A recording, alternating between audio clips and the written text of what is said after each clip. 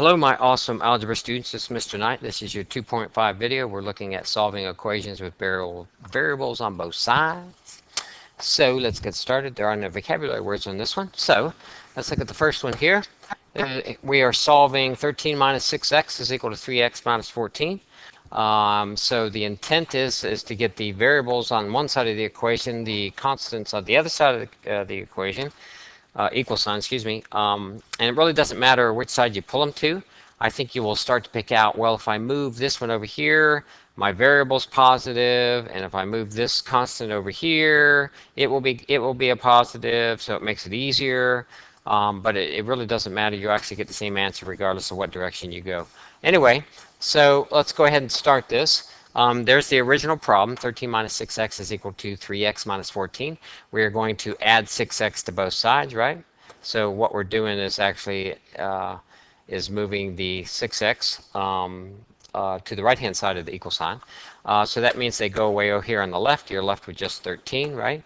So I have a 6x and a 3x. That gives me 9x. So it's 9x minus 14 on the right-hand side there, and 13 on the left-hand side. So now I'm going to add 14 to both sides, right? Add 14, although you don't see it here. That will cancel. That equals 0 on the right-hand side. You're left with just 9x. 13 plus 14 is 27 on the left-hand side. And so then you divide both sides by 9, right? That gives me 1 on the right-hand side. 27 divided by 9, it gives me 3, so x is equal to 3. Then, let me scroll down here a little bit. Let's look at our check. Okay, so if we do our check, we believe that x is 3, so plug x in wherever you plug 3 in, wherever you find an x. There's an x, there's an x. So I have 13 minus 6 times 3 is equal to 3 times 3 minus 14. 6 times 3 is 18. 13 minus 18 would give me a negative 5. And on the right-hand side, 3 times 3 is 9. And then you have that 9 minus 14. 9 minus 14 would be negative 5. Negative 5 is equal to negative 5. Therefore, I know that my solution is correct, and my check works out. So let me see here if we have any exercises. Yes, you have 3 of them. So what I need for you to do is to pause the video. I need for you to do number 1, number 2, number 3. Once you finish those, start the video back up, and we'll check our answers, okay?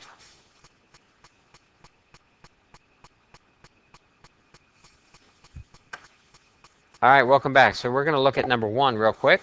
So since I only have one variable on the left-hand side, nothing else is over there, I'm going to pull the 7a over to the left. That means subtract 7a from both sides. Okay, goes away on the right-hand side. 9 minus 7 would be 2, so I have 2a is equal to negative 8. Divide both sides by 2.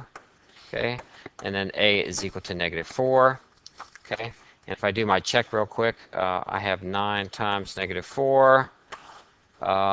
Is equal to 7 times the negative 4, excuse me, minus 8. So this is negative 36, and this is negative 28. Take away another 8 gives me negative 36. So my check works out, so I know that my solution for A is correct. All right, so let's look at number 2. I believe that I'm going to move the 8b over there. The reason being is that 8 is larger than 3. If I just look at the number, 8 is negative. If I move it to the right-hand side, then I can work with a positive variable. And if I move this 5 to the left-hand side, I can work with positive constants. So that was one thing I was saying, that you'll start to pick those out. If you don't already, you'll start to pick it out. It's better to move it one way or the other. But like I said before, it really doesn't matter because you'll still come out with the same answer. So I'm going to move the variable first. I'm going to add 8b to both sides. 8b. That gives me 0 on the left. You're left with just 17 is equal to 11b minus 5. Add 5 to both sides. Add 5 to both sides. That gives me 0 on the right. You're left with just 11b is equal to 17 plus 5 gives me 22. Divide both sides by 11. And you find out, oops, there you go. You find out that b is going to be equal to 2. And I'm running out of room here, so we're going to have to do my check right here, and then I'll have to erase it so I can do number 3. So if I do my check, I get a different color here. So I have 17 minus 8 times the 2, right? 8 times the 2 is equal to 3 times the 2 minus 5. All right, so 17 minus 16 is 1. And then I have 6 minus 5 gives me 1. 1 is equal to 1. Therefore, I know that my check is correct. Or my solution for x is, or b is correct, all right? So, sorry, but I'm going to have to erase this so I can get to number 3 here. You can always rewind and stop the video. All's good, right? All right, so let's look at number 3 here. I'm going to move the 5c this way, therefore the 9 is going to go there, and it really doesn't matter. So anyway, I'm going to add 5c to both sides, add 5c to both sides. So I have 6 is equal to 9 plus c, 9 plus c. Then subtract 9 from both sides. So c is equal to negative 3. All right, so I think that's my answer, my solution. So let's do my check up here. Okay, so here's my check. So I have a negative 5 times, what is my answer? Negative 3. Negative 3 plus 6 is equal to 9 minus 4 times negative 3. All right, so I know that that's 15 plus 6 is equal to 9 plus 12, 21, and that's 21. My check works out, so therefore I know that my solution is correct. All right, so let's move on. All right, so now we're solving the equation with grouping symbols. All right, so basically you have distributed property that we're looking at. So there's our problem. It is 4x minus 7 is equal to 1/3 9x minus 15. So we start with our original problem, okay? And then we're going to do the distributed property. 1/3 times 9x gives me 3x. 1/3 times 15 gives me the 5. So on the right-hand side, we have 3x minus 5.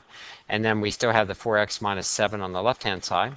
And it looks like they subtracted 3 from both sides. They took the variable this way, and the constant will end up coming to the right. So on the left-hand side, you had 4x. You took away 3x. That left me x. X minus 7 is equal to negative 5. Then you're adding 7 to both sides. That gives me x is equal to 2. And then if I go ahead and do my check real quick, I have 4 times the 2 minus 7 is equal to 1/3 times 9 times the 2 minus the 15 in parentheses. All right. So on the left-hand side here, I have that is 8 minus 7 gives me 1 is equal to, and then this would be 18, right? So I have 1/3 times 18 minus 15. That gives me 1/3 times 3. 1/3 of 3 is 1. My solution, or my check works out, so therefore I know that my solution for x is correct. All right, so now what I need for you to do is go ahead and, I'm going to extend this page a little bit. Go ahead and work through number 4, number 5, and number 6. So pause the video, work through those 3, come back, and then start the video back up, and then we'll check our answers, okay?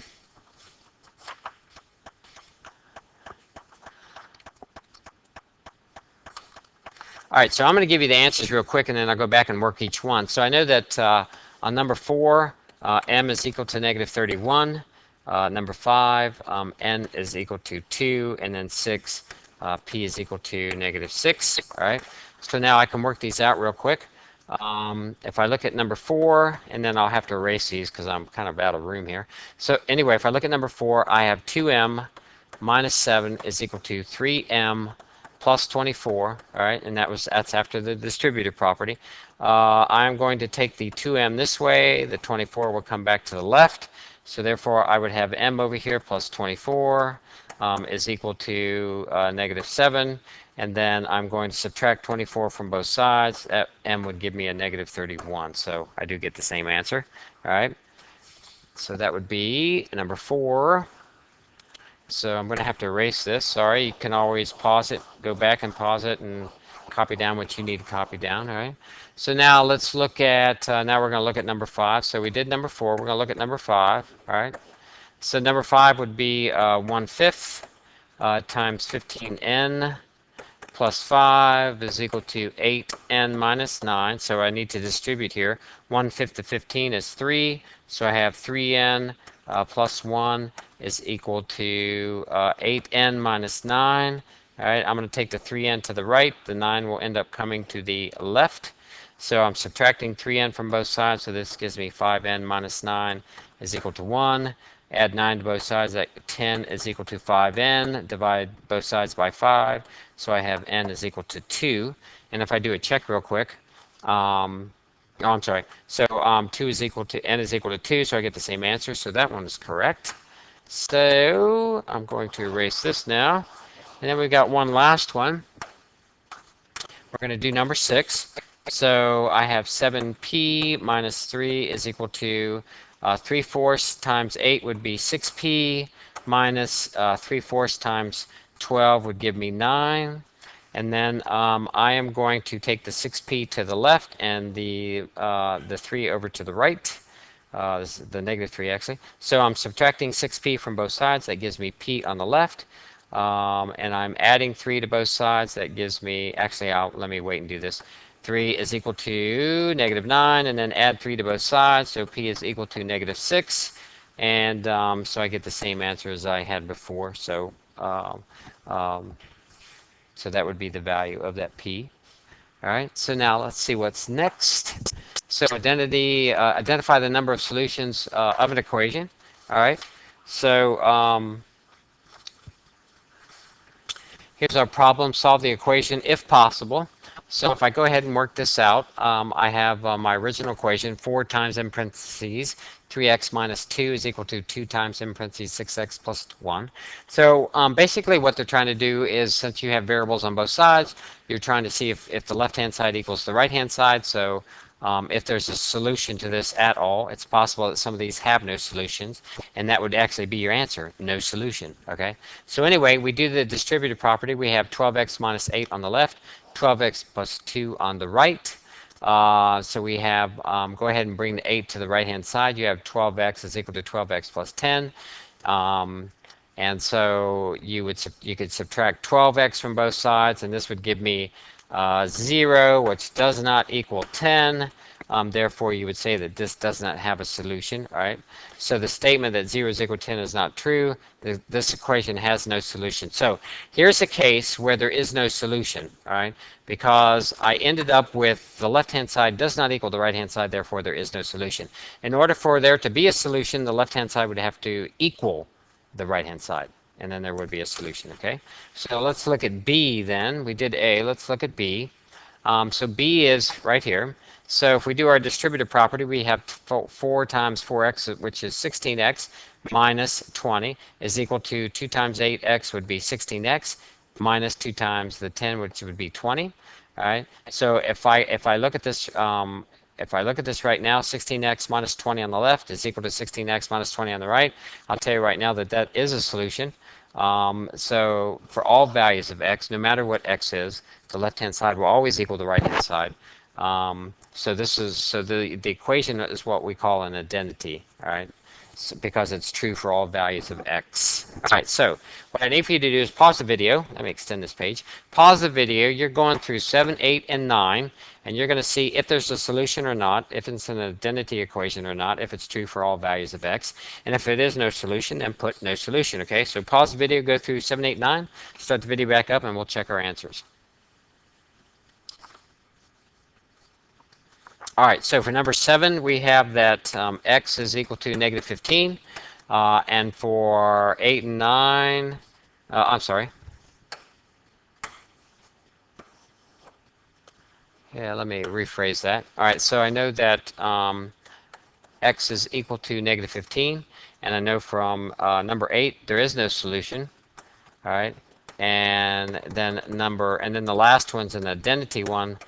Which is going to mean that it's true for all values of x. All right, so let's work the number 7 real quick. So I have 11x plus 7 is equal to 10x minus 8. We'll pull the 10 here, so I'm left with just x. We'll pull the 7 over there, so that was equal to negative 15. All right, so now let's look at number 8. All right, so number 8 would be 15x minus 10 is equal to 15x minus 3. The 15x will end up canceling themselves, and I know that negative 10 does not equal to negative 3, therefore is no solution. So let's look at number 9. and I think I can probably get it over here. So number 9 would be 1/2 of 6x would be 3x. Plus 18, half of 18 would be plus 6, is equal to 3 times x is 3x. Plus 3 times 3 is 9. Oh, I'm sorry. That's not a 6. That's a 9. My fault. Plus a 9. All right. And if I look right now, 3x plus 9 on the left, 3x plus 9 on the right. So this is what we call an identity equation. It was like our number b up above. But the identity equation is for all values of x, this is going to be true. And if you think about it, plug in 1, you're going to get the same answer on the left as you do the right. Plug in 2, you're going to get the same answer on the left as you do the right, and so forth. So an identity equation is true for all. There's a solution. The solution is true for all values of x, no matter what x is. Okay. So that's how you get that. That's why we call it an identity. All right. So let's see what's next. Do we have anything next? Oh, that is the end. So this ends your video for 2.5. Have an awesome day. See you next video.